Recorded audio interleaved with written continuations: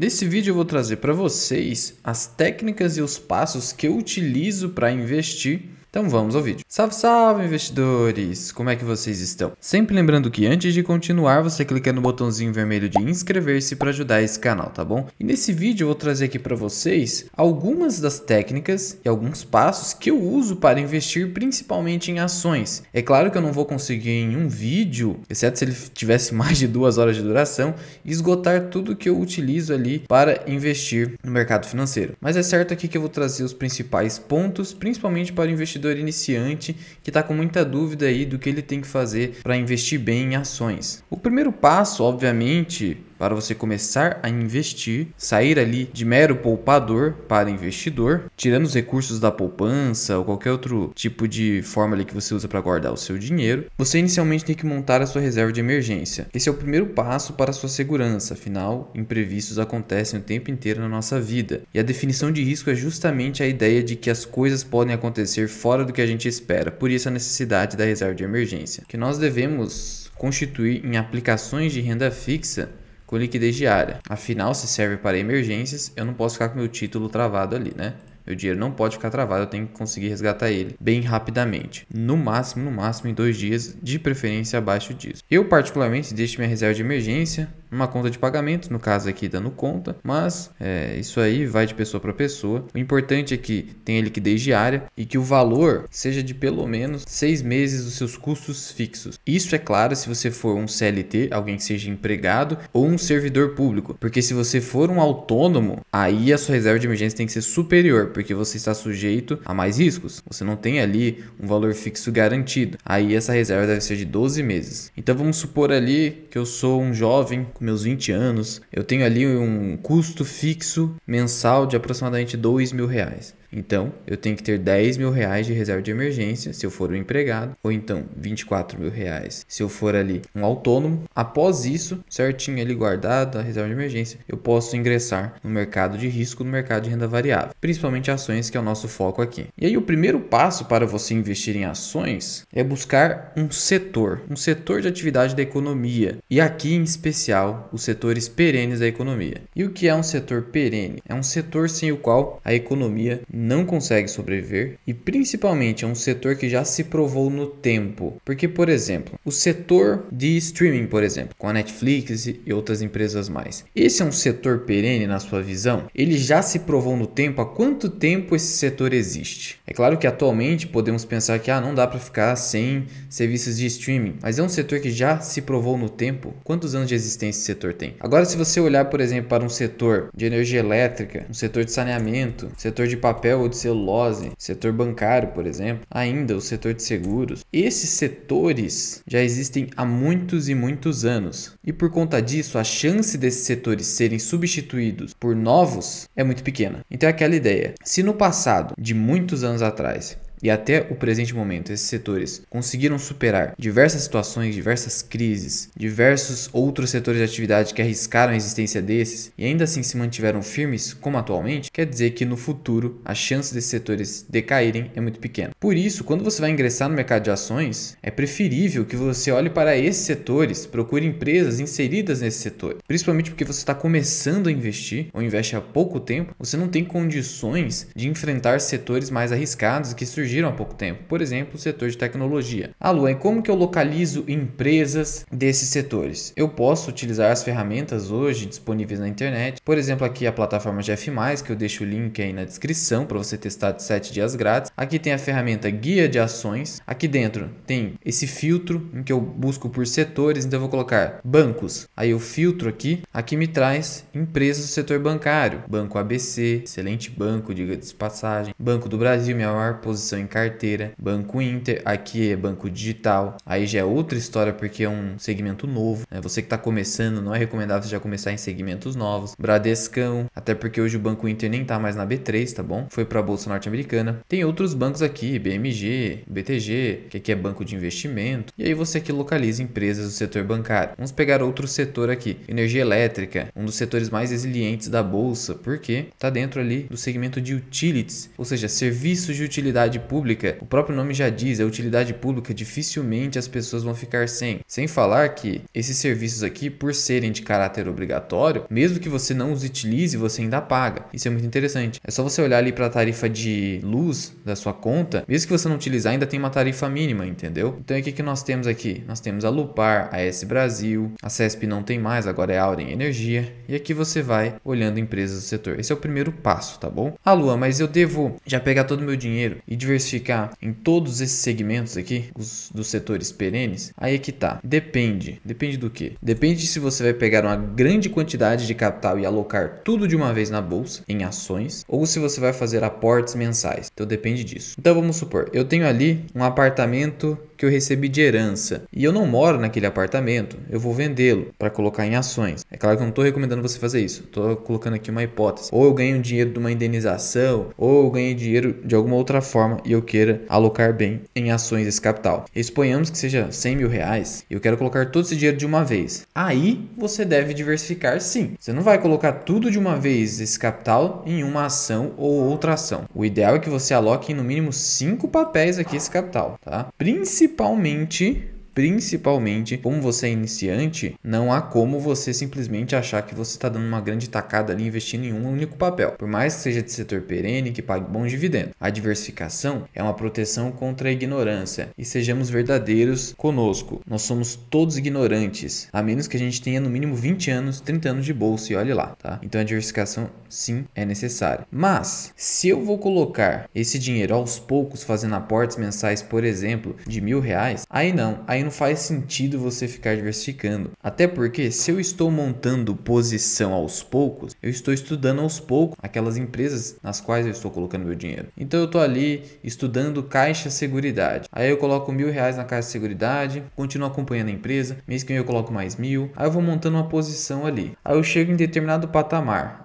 Montei uma posição de R$20.000 em Caixa Seguridade. Essa é a gestão de risco que eu aceito nessa empresa. Agora eu vou verificar outra empresa ali que eventualmente esteja num momento melhor, num preço melhor. Momento eu quero dizer preço. Afinal, eu particularmente sigo o Velo Invest. E é por isso que eu recomendo você começar com aportes mensais. Eu não fiz dessa forma, tá? Eu comecei colocando um capital já maior, mas eu não recomendo que você faça isso. Apesar de que todos os estudos estatísticos mostram que se você colocar o dinheiro tudo de uma vez, no longo prazo a sua rentabilidade é maior, eu recomendo aporte mensal, que a rentabilidade seria inferior. Porque para o iniciante ela não provoca ali um desconforto psicológico muito grande com a volatilidade das ações. Luan, então você está dizendo que a rentabilidade quando eu coloco o dinheiro de uma vez é maior? É maior por um motivo muito simples. Quando eu coloco no mercado toda uma grande quantidade de capital, o meu preço médio não será aumentado. Porque vamos supor, eu passei a investir na Bolsa de Valores em ações no ano de 2022. Coloquei lá R$100.000. Daqui 20 anos, em 2042, o preço médio da minha carteira provavelmente não vai estar tão acima do preço que eu paguei em 2022, exceto se eu fizer mais aportes e também tem ali a situação dos dividendos que vão acabar aumentando o preço médio. Eu pego os dividendos e realoco, não necessariamente na mesma empresa que distribuiu os proventos, mas naquela empresa da minha carteira que esteja cotada a um preço melhor. Mas, ainda assim, o efeito do preço médio para frente é muito menor quando eu faço uma alocação bem maior de uma vez. Agora aqui, com aportes mensais, meu preço médio está sempre sendo ajustado para frente. E uma forma de evitar isso aqui, é o que eu já vou falar para vocês, é utilizando do critério do Bazin do preço teto. Ou até mesmo o método Graham do preço justo, em que eu defino um teto ali em que eu vou comprar aquela ação e acima daquele teto eu não compro. Isso faz com que meu preço médio não fique tão esticado. E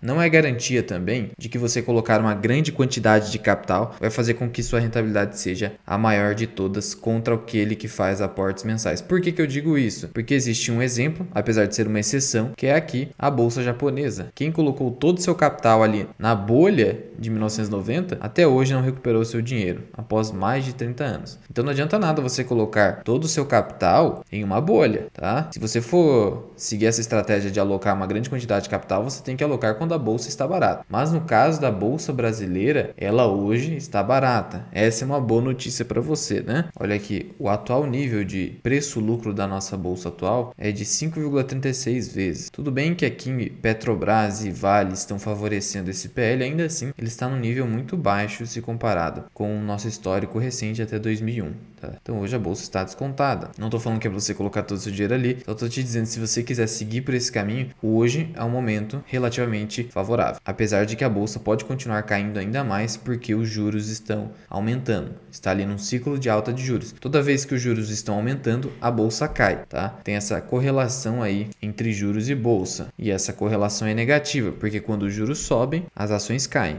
Quando os juros caem, as ações sobem, tá? Ok, depois de definido ali o setor no qual eu vou investir, de preferência setores perenes, eu vou atrás de empresas lucrativas. Afinal, o que mais importa numa empresa? O lucro. Esse é o objetivo de uma empresa. Então, se eu investir em empresas que dão prejuízo, não faz o menor sentido. É claro que, se você estiver ali especulando ou estiver com uma ótima tese de investimento na qual você acredita na recuperação de uma empresa, tudo bem.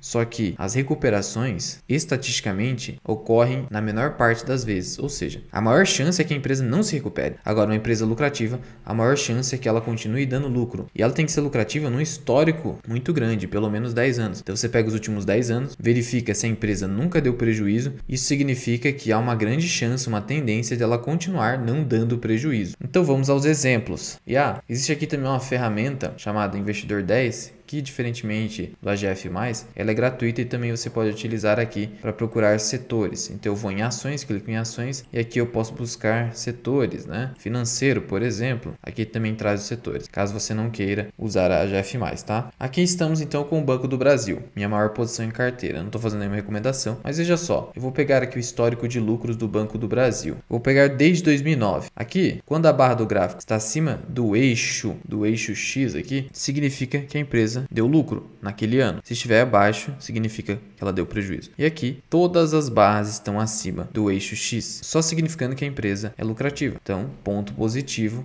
na hora do investidor escolher suas ações. Luan, mas ela é estatal. Sim, é verdade. Existe o risco estatal, o risco de ingerência governamental. E aí eu já vou te trazer aqui pontos positivos e negativos de se investir em empresas estatais. Negativo, você já sabe, o risco de um determinado mandatário, um determinado governante utilizar daquela empresa para os seus fins eleitoreiros, tá? Existe essa possibilidade, mas o Banco do Brasil não tem tanta ingerência quanto, por exemplo, Petrobras, que realmente tem mais ingerência política. Até por isso que eu até tenho uma pequena posição em Petrobras, mas que comprei por causa do preço, e essa é uma pequena posição de apenas 100 ações dentro ali da minha carteira. Agora, existem pontos positivos de estatal. Primeiro, é que por conta desse risco político, as estatais negociam com desconto. Veja só, a companhia está negociando aqui com desconto de mais de 30% do seu valor patrimonial. Então você paga mais barato pelas ações do que se você fosse comprar o patrimônio dessa empresa. E outro ponto ali que eu diria positivo é que, como a empresa é estatal, o governo intervém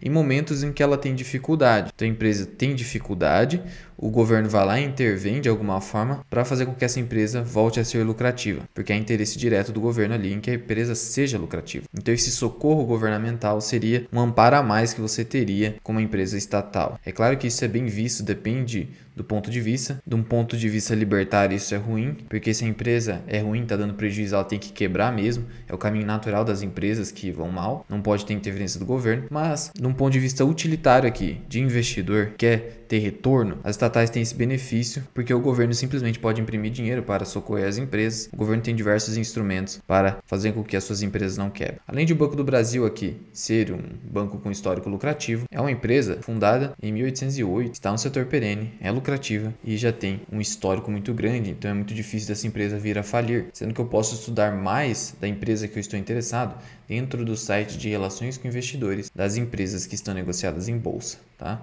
É só digitar relações com investidores, o nome da empresa, e você vai achar o site ali e várias informações para subsidiar a sua decisão de investimento. Outro exemplo aqui, Sanepar, empresa do setor de saneamento. Veja que ela tem um histórico de lucros crescentes, ó. Uma empresa em crescimento, é a melhor do setor de saneamento hoje. Então, companhia lucrativa, uma companhia fundada em 1963. É muito importante também olhar se a empresa tem pelo menos 40 anos, 50 anos de existência para você colocar o seu dinheiro. Significa que ela já se provou no tempo, com raras exceções, e aqui a única exceção que eu traria na minha visão é a Alupar, que foi constituída há menos tempo, mas mesmo assim é uma empresa excelente e eu decidi colocar meu dinheiro nela. Mas no geral, você procura empresas mais antigas. Copel aqui também, só histórico de lucro. Aí aqui, setor de energia elétrica. A Alupar, histórico lucrativo também. WEG, por exemplo, talvez seja a melhor empresa da bolsa desde 2006. só lucros, tá? Só lucro. Agora, aqui temos um exemplo de empresa no setor perene, papel, né, embalagens, só que deu prejuízo em alguns anos. 2016,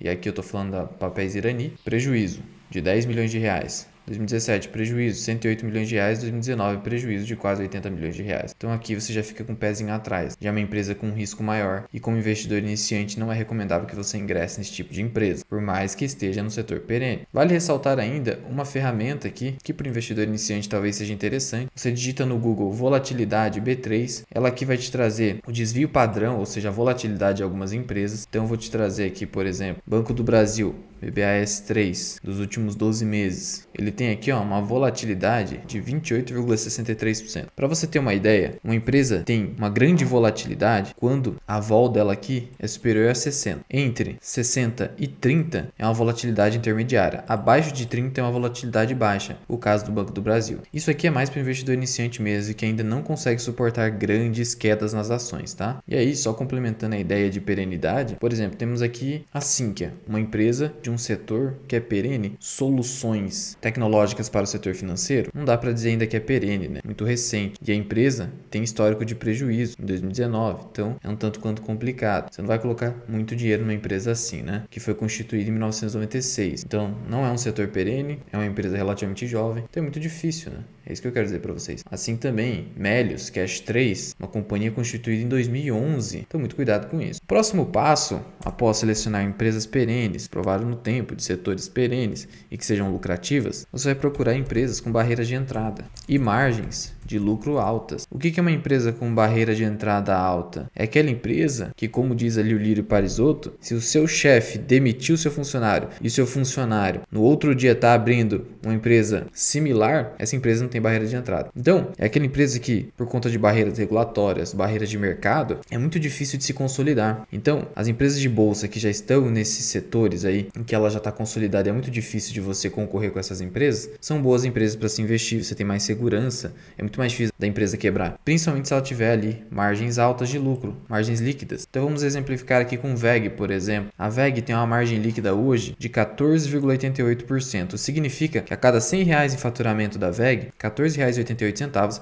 é a título de lucro. É uma excelente margem líquida para esse setor industrial, tá bom? E a verdade é que hoje a VEG já está no setor tecnológico, de energia, ela é bem diversificada, uma excelente companhia, mas é uma boa margem líquida. Pense o seguinte, acima de 10% é uma margem líquida boa no geral. Claro que isso varia de setor para setor, mas quando você está começando a investir é muito difícil você ter esse feeling de que tal setor é tal margem líquida. Mas no geral, pense acima de 10% que você vai estar seguro ali, tá? No geral. Por quê? Se a empresa lucra menos de R$10 a cada R$100 que ela fatura, significa que se os custos dessa empresa acabarem aumentando muito em algum momento, as despesas dela, por conta no cenário inflacionário como o atual, aumentarem muito, a margem líquida dela vai cair muito e aí ela vai ficar com lucro muito apertado, a chance dela ter prejuízo é grande, tá bom? Então, por exemplo, empresas do setor elétrico, né? Empresas de energia, a barreira regulatória é muito grande, não é fácil de abrir uma outra empresa de energia, tampouco conseguir concorrer com Copel, com Cemig, com Alupar, tá? São empresas que te dão ali essa vantagem competitiva natural, saneamento também, até mesmo bancos, por mais que os bancos sejam fáceis, entre aspas, de abrir, tem que ter um certo capital ali, para conseguir concorrer com esses bancões aqui não é nada fácil. Bancos digitais têm que crescer muito, dão prejuízo, como por exemplo Nubank, né? Por isso que são setores aí que te dão vantagem e com margens interessantes. Então aqui nós temos a margem do Banco do Brasil, acima de 10%, interessante. Sanepar, acima de 20%, olha que margem excelente. Alupar, acima de 20%. Papéis Irani também tem uma boa margem aqui, apesar de ter tido um histórico de prejuízo. Agora, olha só o caso de Sinqia, né? Que eu falei para vocês, uma margem inferior a 10%. Aí você já começa a ficar com o pé atrás.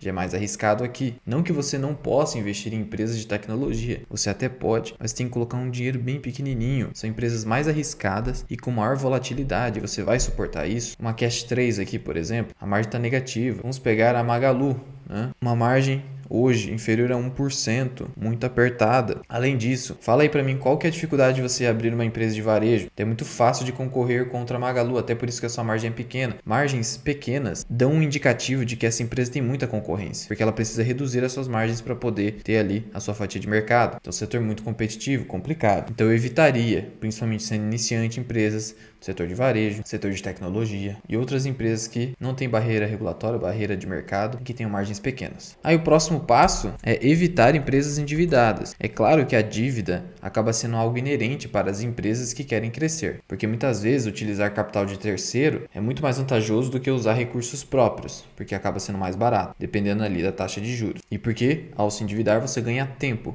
Quando você usa recursos próprios, você não está ganhando tempo. Por isso é muito difícil você falar, eu tenho uma empresa que não tem dívida nenhuma. Isso é praticamente inexistente. A dívida líquida da sua companhia pode ser negativa, como por exemplo hoje a Uzi Minas, mas no geral, quando eu digo para você evitar empresas endividadas, são empresas com dívidas muito elevadas. E quanto que eu considero uma empresa muito endividada? Quando o seu nível de alavancagem financeira está superior a 3 vezes o EBITDA, tá? Superou 3 vezes o EBITDA, já começa a ficar de olho. Talvez nem seja a hora de você entrar como investidor iniciante. Então vamos pegar aqui o exemplo de Suzano, que é uma empresa mais arriscada, olha. Tem histórico de prejuízo. Olha o prejuízo em 2020. Não é brincadeira esse prejuízo aqui. É a empresa aqui que o pessoal tem que estar mais familiarizado para poder investir. Olha a dívida líquida dela, quase 50 bilhões de reais. Empresa muito endividada, aumento de prejuízo, bastante volatilidade. Então essa empresa aqui é só para investidor muito mais experiente, olhe lá também, tá? Tem uma excelente margem líquida, isso sim. E aí detalhe para isso aqui. Se você olhar aqui para o nível de alavancagem financeira da empresa, parece que está dentro dos 3 vezes o EBITDA,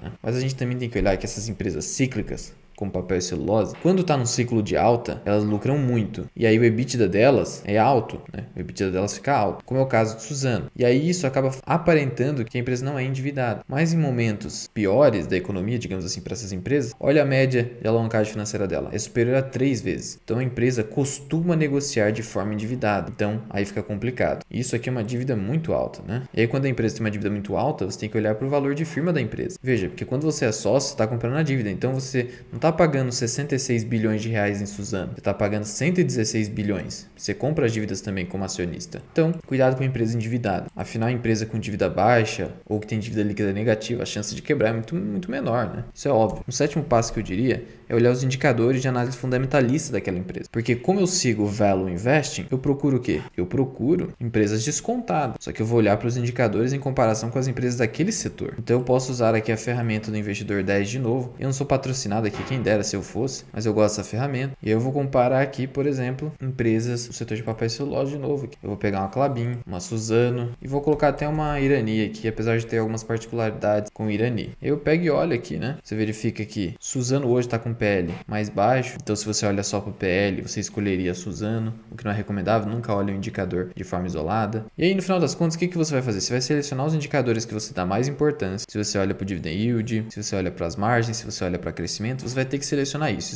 Isso é individual, crescimento. E aí você vai ranquear qual empresa está mais barata e eventualmente comprar aquela empresa, tá? Depois dessa fase, eu olho para o preço teto e também o preço justo. Principalmente o preço teto do Basinho, porque leva em conta dividendos. Afinal, nós estamos buscando uma carteira de dividendos, pelo menos majoritariamente focada em dividendos e outra parcela em crescimento. Então, de novo, eu posso usar a plataforma GF+. Eu vou pegar aqui o exemplo de Banco do Brasil. Hoje está com preço teto, pelo critério do Basinho de 6% de R$ 59. Preço justo também está R$ 50 mais ou menos. Então, a companhia, eu consigo comprar num preço interessante, entendeu? É isso aqui que eu olho. É só mais um exemplo para vocês. E por fim, eu vou definir ali a minha gestão de risco. Talvez seja o passo mais importante, é o último passo, digamos assim. Não necessariamente nessa ordem, mas a gestão de risco, olha, é o que vai fazer com que você tenha longevidade no mercado. Então, o que é a gestão de risco? A gestão de risco é o seguinte: suponhamos que eu tenho 100 mil reais para investir. Aí o investidor iniciante, que se acha espertão, o que ele vai fazer? Ah, então beleza. Eu vou pegar aqui, ó, vou dividir em 10 ações com 10 mil cada, né? E aí minha carteira vai ser o seguinte: eu vou colocar 10 mil em Magalu, 10 mil em Oi, 10 mil em Banco do Brasil, 10 mil em Alupar, 10 mil em Sanepar, 10 mil em Copel, 10 mil em Porto Seguro, setor de seguros aqui, né? 10 mil em Klabin ou Irani, vamos colocar Irani aqui que a gente trabalhou Irani, 10 mil em Sinqia e 10 mil em VEG talvez. Me diz uma coisa, essa carteira tá com uma boa gestão de risco? Responde aí nos comentários. Olha, é óbvio que não está. Por quê? Como é que eu atribuo o mesmo nível de risco para as ações de Magalu em relação às ações de Alupar? Isso faz algum sentido para você? Não faz o menor sentido. Então, por exemplo, essas empresas mais arriscadas, como por exemplo Sinqia, Oi e Magalu, você não vai colocar 10% da sua carteira. Você vai colocar entre 1 a 5%. Então, ao invés de ter 10 mil aqui, eu vou colocar no máximo 5 mil. Assim também com Oi. E no caso de empresas de tecnologia como Sinqia, pior ainda. Eu colocaria no máximo 1%, R$ 1.000, tá? Aí depois, faz sentido colocar 10 mil em Irani? Não. Tem histórico ali de prejuízo. Empresa mais cíclica. Então eu vou colocar o quê? 5 mil também. 5%, VEG, uma empresa excelente. Isso aqui é uma visão particular minha. Eu não colocaria 10%, eu colocaria uns 7%, uns 7 mil reais por quilo. Porque apesar da empresa ser excelente, ela está num preço mais elevado, porque empresas boas são mais precificadas pelo mercado. E como elas são muito mais precificadas, qualquer coisa que der errado da empresa, ela vai ter seu preço despencando fortemente. Então eu considero uma boa gestão de risco ter menos de 10% aqui na nossa carteira simulada em VEG. Mas ter também 10% tranquilo se você segue o Philip Fisher sem problema também. E aí as demais ações aqui, como são muito melhores e mais baratas também hoje, você vai colocar um percentual maior do que 10%. Você vai compensar esses menores percentuais nessas outras ações. Aí sim você vai ter uma boa gestão de risco. Esse é o grande ponto para ter longevidade no mercado. Mas é como eu disse, não tem como esgotar essa matéria num vídeo. Eu trouxe aqui as principais técnicas que eu uso para escolher as ações, principalmente aí para o iniciante. Se você acha que faltou alguma coisa aqui, deixa aí nos comentários. Muito obrigado por ter ficado comigo até aqui. Eu sou o Luan, esse que é o canal Mirar Investing. Até o próximo vídeo. Fui!